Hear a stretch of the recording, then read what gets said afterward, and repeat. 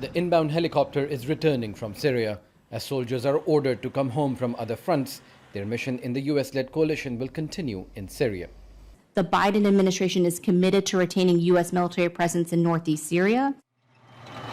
On the ground, every few weeks, US soldiers ferry equipment and supplies from Iraq to northeast Syria. Itself is the most important mission for us because that keeps that barrier to help, so that way if ISIS does come back into another region, we're able to keep them back. Just under 1,000 troops are left in Syria to safeguard oil facilities and continue efforts against what's left of ISIL. The US military says it's winding down operations in Iraq and Afghanistan, but inside Syria, US troops continue to play the role of trying to secure the area and make sure that ISIL fighters are not resurging. The current surrenders and fleeing of Afghan forces and the debacle of US withdrawal from Iraq in 2011 has again put the capabilities of US-backed forces under the spotlight.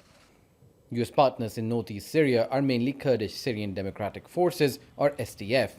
In addition to agreements with US forces, the SDF made a deal with Russia in December to deploy Russian troops to towns near the Turkish border.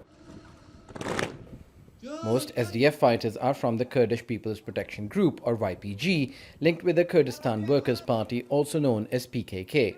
It's a complicated composition. Turkey considers the YPG a terrorist group, and the PKK is designated as terrorists by the United States and the European Union. The SDF also controls jails for ISIL detainees. Last year, a UN Commission of Inquiry on Syria said the long-term internment of allegedly ISIL-associated individuals in the northeast by the SDF amounts to unlawful deprivation of liberty in inhumane conditions. In 2019, Human Rights Watch found women locked up without charge in the open-air Al-Hol camp. Testimonies spoke of armed masked guards from the Kurdish forces arresting boys older than 12. Things have reportedly improved since then. US forces say they have faith in SDF, but have no oversight. Now, as far as for all those, those types of issues, I have no visibility of that, right? Because I don't partner with them. And again, this is just observing from a distance. Because I own that battle space, right, of northeast Syria, and it tells me that they do have the capabilities to conduct complex operations.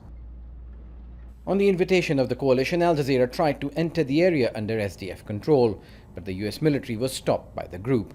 A senior member of the coalition told Al Jazeera, "The SDF said no to your visit to Syria. It is their country, so OIR will comply. We will cancel the Syria portion."